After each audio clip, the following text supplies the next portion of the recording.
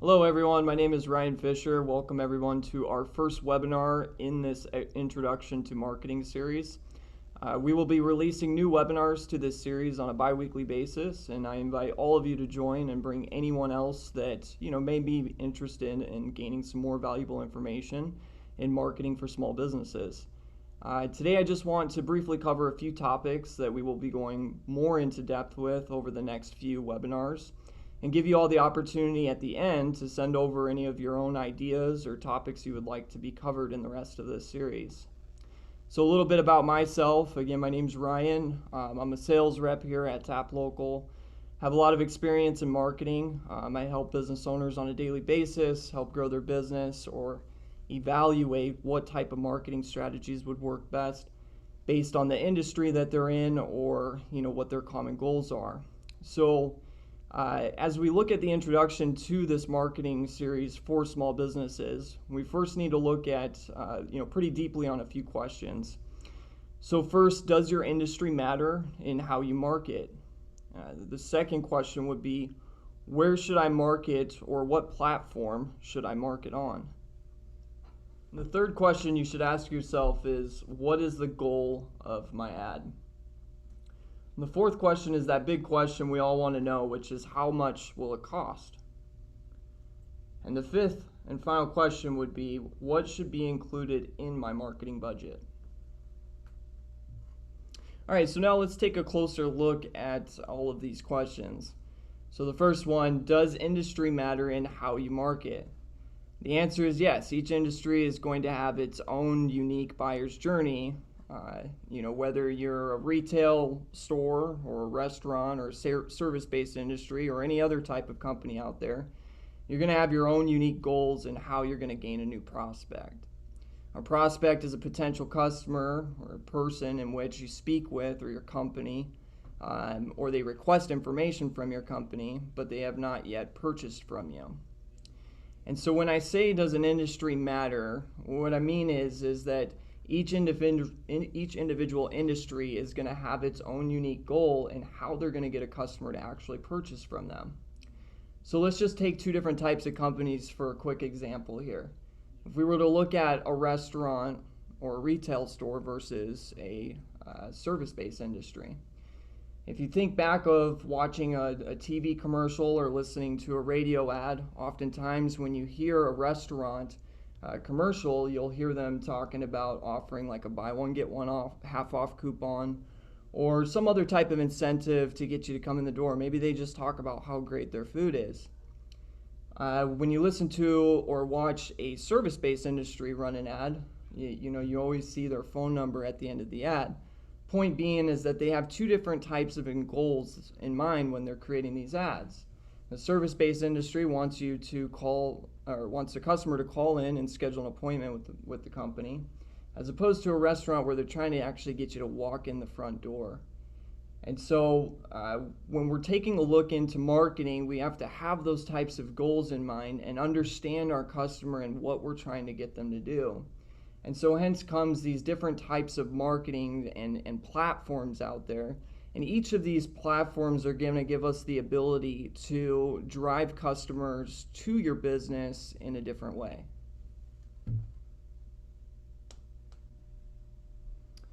All right, so this brings us to the next question. Where should I market, or what platform should I market on? There are a number of platforms to choose from, whether that be Facebook, Instagram, which are often done together, Google, YouTube, TV, radio, billboards. So how do you know which one is going to work best for your business? Some of the following topics we will cover should help you start revealing what platforms might help your business in reaching the right customers and goals. Throughout this series, we're going to be covering a lot more of these platforms in depth. But for now, let's just take a few looks at some examples that we have. So starting with Facebook and Instagram ads. These are targeting platforms, which means that when you're setting up an ad, you get to decide how you're going to be targeting your customers based on specific attributes. These things can be, what people are interested in, where they're located, whether or not they have children, the type of career or work field they work in, and many other types of targeting attributes that you can choose from when creating these ads. An example of this might be a retail kids clothing store located in LA. They may want to target moms with children under 17 years old that are in the Los Angeles area. This will enable those specific people to see their ad. So as opposed to your ad just showing up to the general public and everybody seeing the ad, we are now specifically going after moms that have children under the age of 17 in the Los Angeles area and guaranteeing that those are the types of people that are going to only see the ad. Now, when we're taking a look at Google, it's a different type of platform. This is considered to be a search platform where people are actually looking for your business as opposed to you targeting those customers and trying to get them to become interested in your businesses.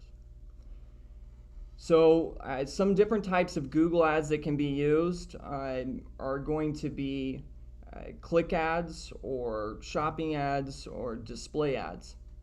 So each of these different types of Google ads are going to have their own unique goals in mind when creating them as well. A quick example of a Google click ad may be an HVAC company that wants to have a click ad where their ad is showing up when somebody, a prospect, is searching on Google air conditioning repair company near me. Or maybe they want to show up when somebody searches 24/7 air conditioning service near me. They may also choose to have when their ad is clicked on for the potential customer to call the company right away. This is called a click to call.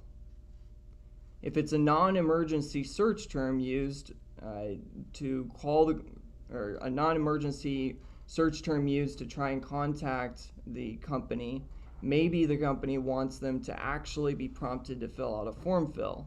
In this case, we can direct the click ad to forward that prospect to the business's website where they would then fill out that form fill. This is often used if a company needs to gather additional information prior to talking with the customer to pre-qualify them. Oftentimes, you run into companies like a real estate company, for example, and you're wanting to use this real estate company, you're on their website and you fill out a form fill. They may ask you questions like, where are you currently located? What area are you looking to buy in? Do you have a specific budget in mind? Do you need a specific amount of bedrooms or bathrooms? These are pre-qualifying questions that maybe your company wants to have on your website on a form fill. Obviously, that's specific to your industry as well, but those are all things to keep in mind. Do I need to know more information about my prospect prior to engaging with that customer? Now, obviously, aside from digital marketing solutions, there's the other types of marketing that have been around a lot longer that we know about, which is TV, radio, and billboards. These are still also an option, but we also have to keep in mind a very important question, which is who's actually going to be seeing or hearing these forms of advertising. When we refer back to the two previous examples with Facebook and Instagram and Google ads, we're talking about an ad where we're either targeting a specific prospect or type of customer, or Google where people are specifically searching for what they're looking for. TV, radio, and billboards, we don't always know exactly the type of people that are viewing those types of ads, that are driving past them, hearing it on the radio, or watching on TV. So it's a more broad audience. And so when we compare that to digital marketing today, I truly believe that's the reason why digital marketing is so successful, and just the simple fact that we're able to get in front of more specific audiences that are interested in the companies that we work with. And again, we'll go a lot more depth into this on future episodes of this series, but it's a really important thing to think about is who exactly is your audience or your potential customers that are out there, and how are you going to reach those people specifically? Or how do you know that those are the people that are actually seeing your ad? These are all very important questions to ask yourself when you're thinking about using any types of form of marketing. So this brings us to question number 3. Another thing that you have to consider before beginning to market your business is, what is the goal of your ad going to be? So we can break this down into 3 easy topics. The first being, what is your overall goal? The second, what is your SMART goal? And the third being, what is your sales process? So with an overall goal, it really just comes down to, what do you want to happen? How do you want to actually receive a customer? Do you want to receive leads? Do you want to get phone calls? How do you want to actually meet with one of your customers or gain that customer's information? The SMART goal is going to be, how do you actually want that information to be delivered? Do you want to receive the lead through text? Maybe you want to receive it through email. There's a lot of different ways that you can look at receiving that information, how it's being delivered to either you or an employee or sales rep, whatever that looks like within your sales process, which brings us to that topic. So sales process, the easiest way I like to look at the sales process is just breaking it down on, how am I going to make this the most smoothest way for myself or somebody within my company to complete a sale with one of my customers? What's the best or easiest way to make that happen? For me, I talk with people every day on the phone. So, our ultimate goal is to get a prospect on the phone and be able to get a clear understanding of their business, their needs, and make sure that we're putting together a strategy or plan that meets the needs of that business. So now some of you may be asking yourself, well, Ryan, I don't really know what my overall goal is or my SMART goal is. Like, how am I supposed to know what's best for my business? And I mean, these are all really great questions. These are questions that I get asked every day when I'm working with, business owners. It's part of, like I said, what we do here is we help figure out those types of things when working with business owners one-on-one, trying to figure out, what fits best for your business. But let me just give you a really quick example here. So if we were to look at your overall goal, again, your overall goal is going to be figuring out how exactly you're going to receive a customer. So do you want this to be a lead that's coming into your business? Do you want phone calls? Do you want foot traffic? How is a customer going to meet with your business? SMART goal is going to be how that lead or that call or that person is going to actually be delivered. So, are you going to receive those leads through email? Are they going to come through text message? Are they going to go through your website first to fill out the form fill and then be sent through email? So just figuring out how exactly it's going to be delivered and understanding the quantity. How many leads do you actually need in order for your business to be successful? Now, a lot of times when I work with business owners, we hear these unrealistic expectations. I want 100 leads a day. Well, how many employees do you have? Well, it's just me. I'm the only person. I work by myself. I'm a one-man show.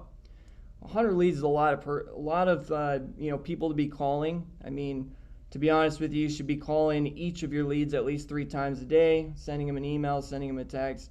I mean, it gets to be quite a lot. We also need to understand, what is my closing ratio? If I speak to 10 customers or 10 prospects, how many of these people are actually purchasing from me? Am I closing 1 person? Am I closing 2? Am I closing 3? And really understanding how many people do I need to be closing per day or per week in order for my business to be successful. Now, you don't have to rush at all of this at the beginning, but, starting off with a somewhat decent budget and figuring out, kind of how many leads you're going to need, it's something that you kind of figure out going through the process. There's not really one particular direct right answer to that. but it's something that you can kind of figure out along the way, which brings us into the next couple of topics here, which, the number 4 is really the big question, which is, how much do I need to spend, or how much is this going to cost? Have you thought about a realistic budget for your business, or what you're wanting it to cost for marketing? To calculate how you should invest into marketing in your business, it should be simply taken on about 7 to 8% of the gross annual revenue that your business is bringing in. So if you were to take 7 to 8% of what you're making per month or per year for your business, that can give you a general idea. Now, a lot of times, and a lot of people that are sitting in today might think, well, my business is just starting. I'm not making any money yet. So how do I figure out, what's comfortable for me? This is something where, we TAPLocal definitely help out a lot. We can sit down with you and help you understand, what maybe you should be spending towards marketing at the beginning, kind of depending on where you're at in the process of getting your business open. But at the end of the day, it should be something that's affordable to you. But something that is looked at as an investment. That's like that old saying, you have to spend money to make money, and it's definitely true when it comes to marketing. It's also true that if you're not marketing, your business isn't growing. So you look at these large companies like McDonald's, for example, right?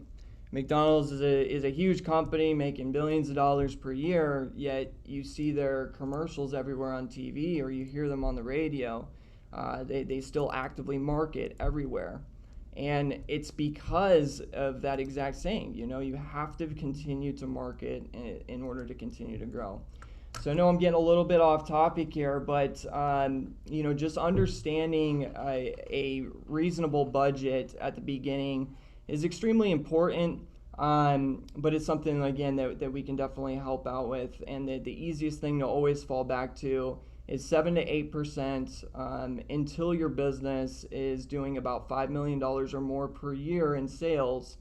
Just rely back on that 7 to 8%. Now, we're going to look at the 5th and final question for today, which is, what should be included in my marketing budget? Now, there's a lot more to marketing than what just meets the eye when we think about advertising, or what types of ads we're going to create and all of these things. There's a lot of things that are included in a marketing budget that we don't think about. For example, that employee that works at the front desk that answers the phones or calls out for you to schedule appointments and things. Those can be considered, or that employee's paycheck is technically considered part of your marketing budget. If you have somebody that's going out and passing out flyers and you're paying them per hour, or even if you're doing it yourself, have you ever thought about how much do I consider paying myself per hour? Like, if you were to actually pay yourself per hour, how much would you pay yourself? What is your time worth per hour? And now compare that to, spending that money in your own marketing, or, maybe looking at getting some more experienced help at the beginning. Again, here at TAPLocal, it's something that we can meet with you and help you out in discovering as well. Some other things that can be included in your marketing budget is, if you have a retail shop or restaurant and you have an A-frame sign that's sitting out on the corner, however much that costs, that's towards your marketing budget. Business cards, business decals on the side of your vehicle. I mean, there's just so many things. Pretty much anything that could entail your business talking with a customer or a prospect in any way is potentially part of your marketing budget and should be looked at that way. All right, so this brings us to the point. So the point of this episode is that, there's a lot of decisions to be made when it comes to digital marketing, or just marketing in general.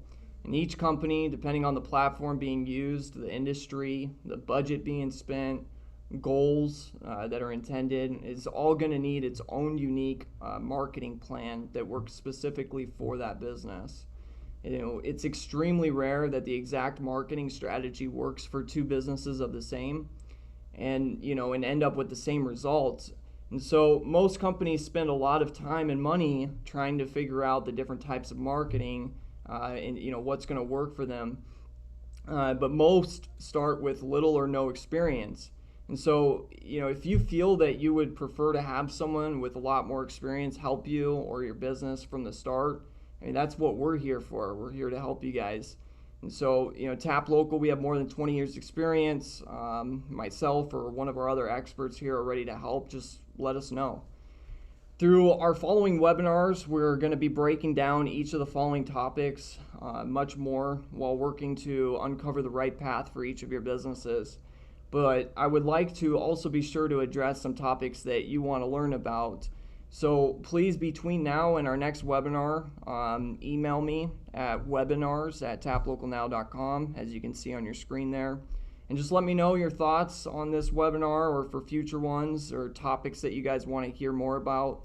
Additionally, I will be offering free marketing and or credit card processing consultations to anybody in this webinar today. Just send us an email of a date and time that works for you, or you can also just schedule directly with us by copying the URL link below on the screen. So if you just copy that link, it'll take you directly to our calendar to give you availability times. And like I said, either myself or another expert here will be more than happy to jump on a call with you, get to know your business a lot more and see exactly, what the best plan or solution is for you and how we could help.